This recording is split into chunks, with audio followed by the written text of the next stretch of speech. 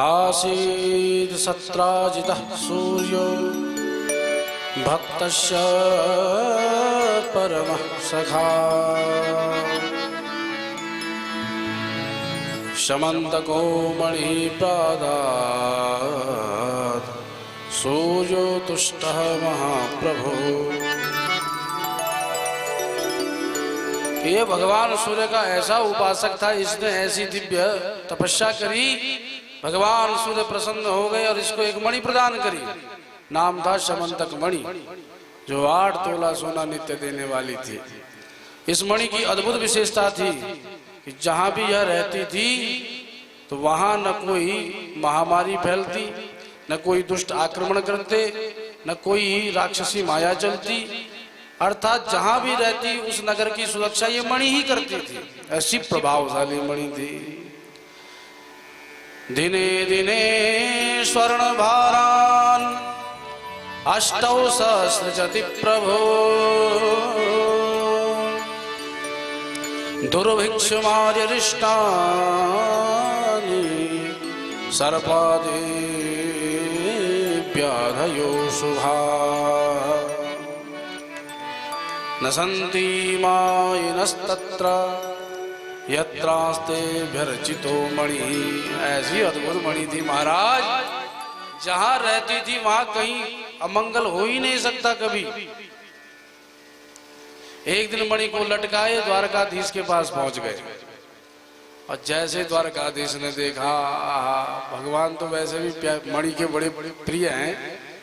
समुद्र मंथन में भगवान ने कुछ नहीं मांगा, जैसे ही मणि दिखाई पड़ी, अरे भैया ये तो हम लेंगे। कौस्तुभाख्यम अभूत रत्नम पद्मरागो महोदधे तस्मिन् हरिस्पृहान चक्रे वक्षे लंकरणे मणौ। कौस्तुभ मणि भगवान ने अपने वक्षस्थल पर धारण करी। मणि देखी, भगवान बोले, अरे महाराज सत्राजित, ये मणि हमें प्रदान कर दो। तो इसने कहा, कम से कम मांगने से पहले ये तो विचार करो हम किससे मांग रहे। ये मणि हम नहीं दे सकते आपको।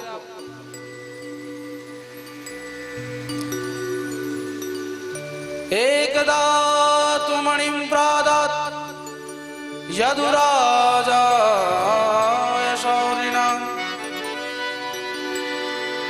महाराज मैं अपने लिए नहीं मांग रहा हूं, अपने गुरुसेन महाराज को प्रदान करूंगा। बोले नहीं, हम मणि नहीं देंगे, क्योंकि बहुत लोभी था ये सत्राजित। सोचता था कितना माल बटोर लूं मैं। चला गया। भगवान बोले चला गया तो चला जा। पर हुआ एक दिन क्या कि इसने अपनी मणि को मंदिर में रख दिया देवालय में और अन्य कार्यों में लग गया।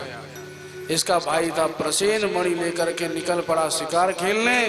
रास्ते में सिंह ने हमला बोला, प्रसेन मारा गया। सिंह ने देखा ये जगमगाती वस्तु क्या है, उसको लेकर के आगे बढ़ा तो एक रीछराज दिखाई पड़ा। तो रीछराज भालू ने आक्रमण किया और शेर को मार डाला। उस मणि को लेकर के एक गहन अंधकार संपन्न गुफा में प्रवेश कर गया। इधर जब मणि को सत्राजित ने नहीं पाया, न प्रसेन मिला, तो उसने मन में सोचा कि ये सब द्वारकाधीश ने किया है। अपनी पत्नी को बात बताई, पत्नी ने आगे महिमा सुनाई। देखते देखते द्वारका तक बात फैल गई। अरे जो बचपन की चोरी है ना, वो कभी जाती नहीं है। पहले माखन चुराया, फिर वस्त्र चुराए, आज उस द्वारकाधीश बनने के बाद भी देखो किसी और की मणि को चुरा के बैठा है द्वारकाधीश। भगवान बोले राम राम, क्या सुनने को मिल रहा है।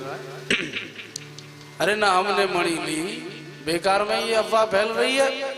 सो अपने कुछ कुशल मंत्री परिषद को लेकर के भगवान निकल पड़े मणि की खोज में।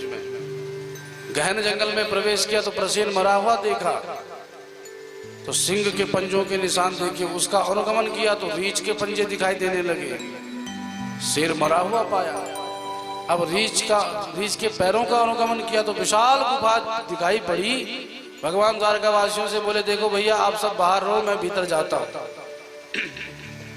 और अगर मैं 7 दिनों में बाहर नहीं आया तो समझ लेना कृष्ण नहीं रहे।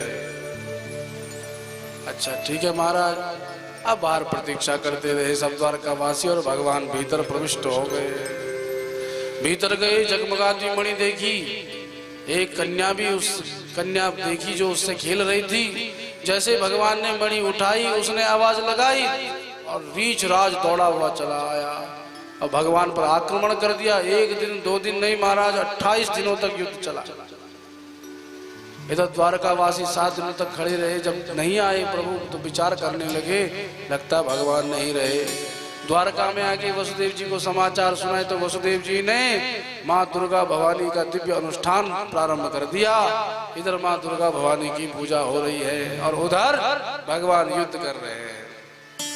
28 दिनों तक भगवान पर भी प्रहार करता, लेकिन भगवान ने मुक्के मार मार के ऐसी उसकी नस नस ढीली कर दी कि जब 28वां दिन हुआ और उधर वसुदेव देव की ने जो माँ देवी का अनुष्ठान रखा था वो पूर्ण हुआ।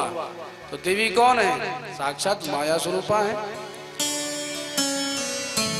विष्णुर्माया भगवती यया सम्मोहितं जगत, समस्त जगत को व्यामोहित करने वाली भगवती माया है। तो वही दुर्गा, वही चंडिका है। माँ का अनुष्ठान पूर्ण हुआ, सो माया हटी और रीछ राज को ज्ञान हो गया कि ये तो मेरे श्याम, मेरे राम जी हैं जो त्रेता युग में आए थे।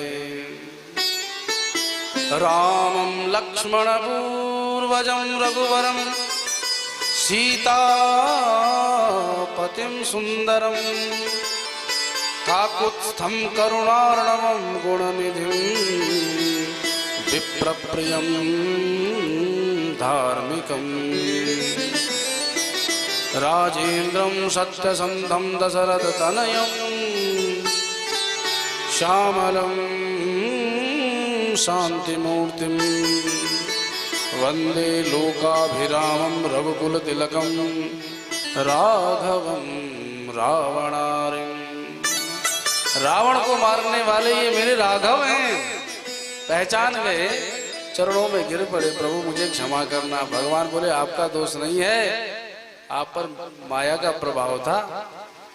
जामवंत जी बोले हमको याद आया, एक बार जब रावण से युद्ध करने जब अब लंका में पहुंचे तो मैंने आपसे एक ही बात कही कि रावण को मारने के लिए आप आए हो, आपको आना पड़ा, तो मैं देखना चाहता हूं आप में कितनी शक्ति है।